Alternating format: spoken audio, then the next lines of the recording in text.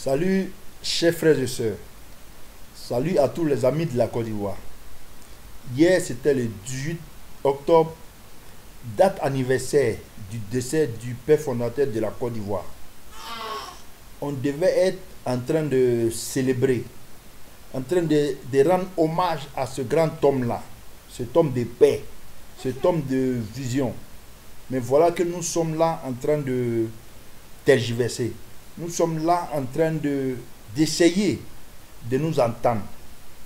C'est vrai que nous sommes en période de campagne, mais ce serait mieux de passer cette période de campagne-là vraiment dans la joie.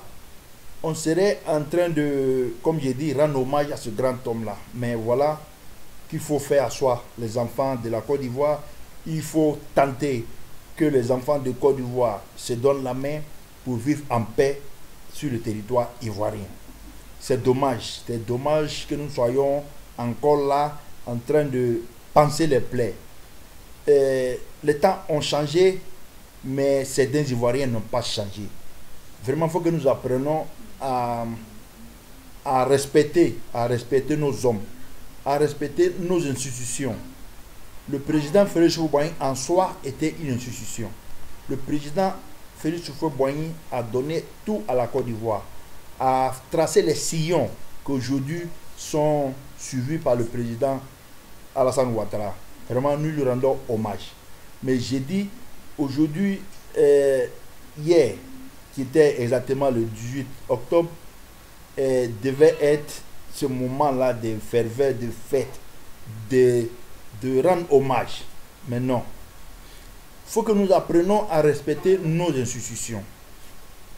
Le président Félix Houphouët-Boigny, en son temps, a été combattu, a été dilapidé, a été injurié même par des fils de ce pays-là. C'était une institution, comme j'ai dit. Faisons confiance à nos institutions. Respectons nos institutions.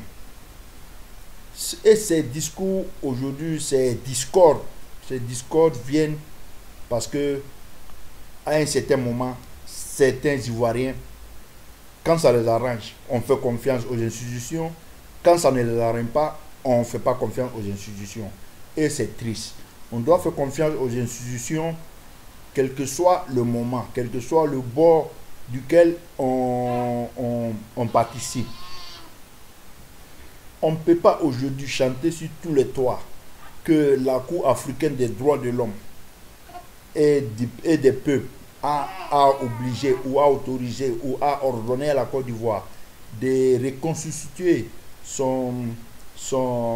la commission électorale ou du moins de la Cour constitutionnelle, ou encore d'instaurer certains individus dans leurs droits qui ont été condamnés, qui ont été vraiment marqués par la justice ivoirienne ou par les institutions ivoiriennes. Je dis que soyons cohérents. On brandit sur tous les toits la carte de la Cour africaine des droits de l'homme. Mais ces gens-là ne parlent pas de l'Union africaine, qui est une organe international. On ne parle pas de la CEDEAO, on ne parle pas de l'ONU, on ne parle pas de la Commission européenne, qui sont aussi arrivés en Côte d'Ivoire pour évaluer la situation aujourd'hui. Maintenant, on brandit toujours cette carte-là de la Cour africaine des droits de l'homme pour soi-disant mener tout ce combat-là. Mais j'ai dit qu'il faut être cohérent dans sa démarche. Quand on fait confiance aux institutions internationales, on fait confiance à toutes les institutions internationales. Et avant même de faire confiance aux institutions internationales, j'aimerais appeler nos compatriotes à faire confiance d'abord aux institutions ivoiriennes. Parce que on ne peut pas nous demander des audits de la liste électorale sans avoir au préalable envoyé ou contester la liste ou présenter des requêtes même à cette commission électorale là qui est locale ou au conseil constitutionnel qui est local. Maintenant, quand on présente des recommandations, quand on présente des réserves à la commission électorale indépendante ou à la justice ivoirienne qui n'arrive pas à trancher À partir de là, on va saisir les institutions internationales. Mais non, nous, entre nous, on se dénigre, on dit faire confiance aux institutions, mais de l'institution de chez nous, non. Je crois que c'est une amalgame il faut vraiment vite faire de régler parce que, comme on dit, le PDCI et le FPI, qui sont un parti important en Côte d'Ivoire, d'abord, depuis au temps du Premier ministre Amadou Bon, père son âme, il y avait un dialogue qui était instauré. Et certains, de temps en temps, claquaient les portes. Non, quand on ne se comprend pas, on recherche des compromis. On abandonne un peu l'autre, toi tu laisses un peu, voilà, on s'entend. Mais quand on vient seulement avec des milliers de recommandations et quand ces revendications ne peuvent pas être tenues, ne peuvent pas être respectées, on claque la porte. Je crois que c'est un problème. C'est un problème de civisme, un problème d'éducation parce que en Côte d'Ivoire aujourd'hui, reconnaissons que les institutions sont démocratiques. Les institutions sont en train de travailler.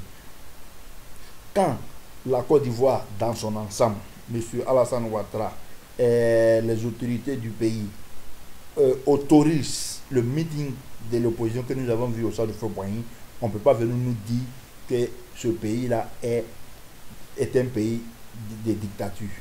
Non, je dis non.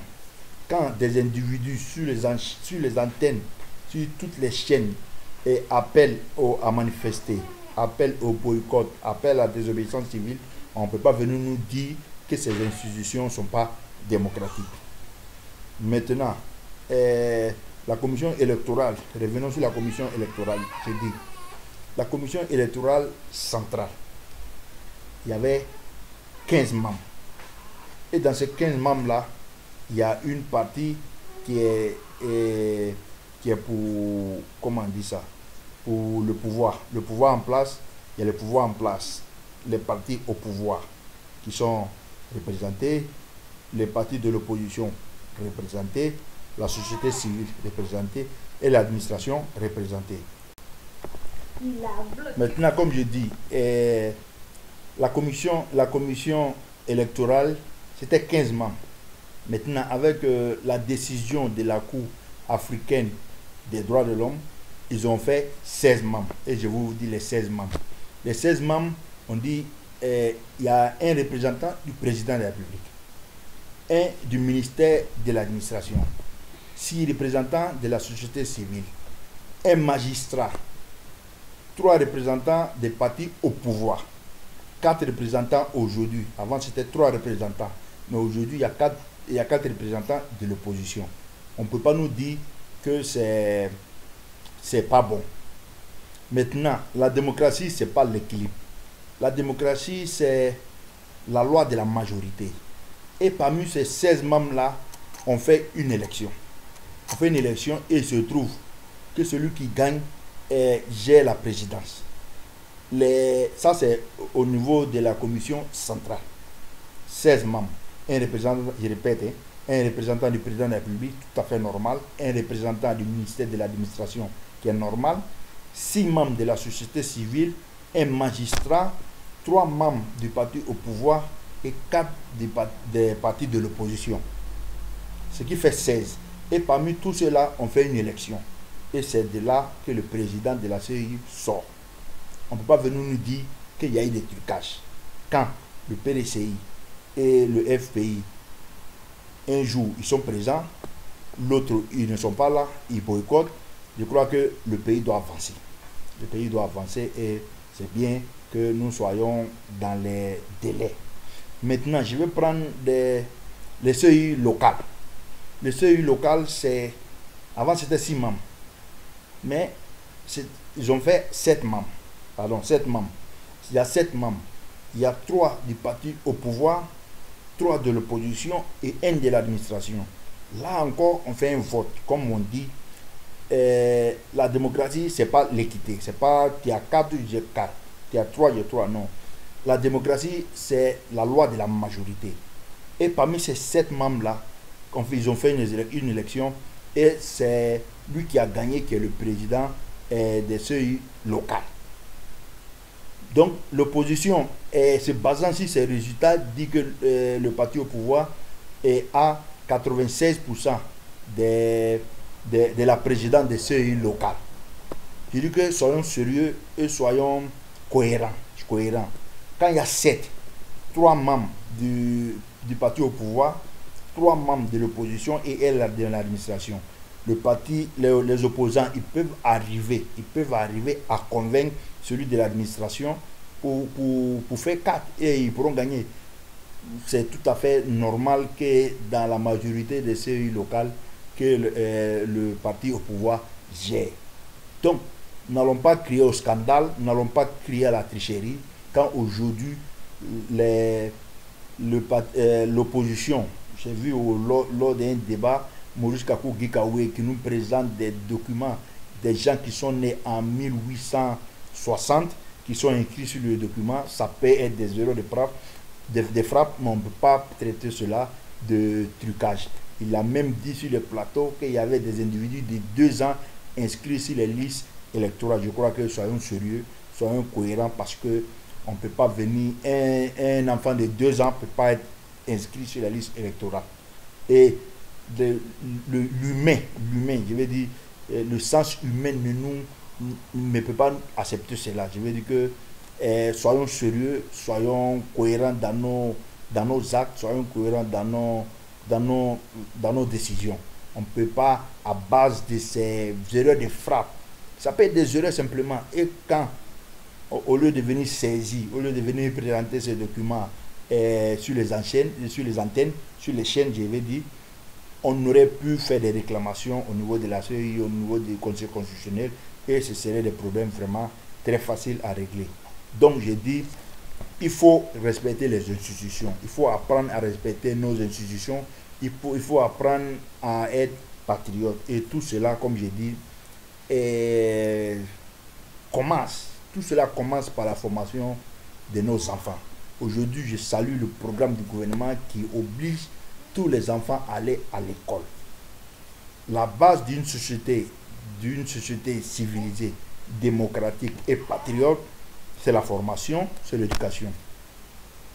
Un de mes amis me disait que pour former une nation démocratique et républicaine et patriote, pour avoir des institutions fortes et des citoyens vraiment instruits, des citoyens forts et informés, il faut commencer par l'éducation. L'éducation et la culture. Après cela, il faut penser à la santé. La santé, parce que même quand on est bien formé, qu'on n'est pas en bonne santé, c'est difficile de lutter. Après la santé, il faut penser à la justice. La justice, vraiment, il faut la justice pour tout le monde. Il faut que tout le monde soit sur le même pied d'égalité. Et encore une fois, c'est ce qui est ça aujourd'hui. C'est vrai, il y a des choses qui restent à faire.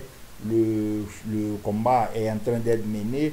Il y a des institutions qui se mettent en place dans les cadres juridiques qui sont vraiment mis en place pour pouvoir permettre aux Ivoiriens d'être sur le même pied d'égalité. Ensuite, la sécurité. Et nous avons vu des milliards investis dans l'armement, dans l'équipement et dans les conditions de vie de nos forces de sécurité. Je crois que nous sommes sur la bonne voie, comme j'ai dit chaque fois. Et ce n'est pas facile. Nous avons des démocraties très jeunes, nous avons des citoyens pas toujours formés, pas toujours informés. Donc il faut continuer le combat, surtout il faut faire passer le message. Il faut dire aux Ivoiriens que tout n'est pas parfait. Tout ne peut pas être parfait. Même les pays les plus démocratiques, les pays les plus développés ont encore des difficultés vraiment à atteindre des niveaux. La perfection n'existe pas. Nous sommes sur le bon chemin. Il faut continuer. Surtout, il faut respecter les institutions. Et comme on dit, avec l'éducation, la santé, la justice et la sécurité, nous arriverons à former des citoyens forts, des citoyens instruits, des citoyens informés et des pays forts, avec des institutions bien en place, des institutions qui décident et qui disent le droit. Vraiment, soyons forts, le combat continue. La Côte d'Ivoire est sur la bonne voie très chers amis, et soyons forts.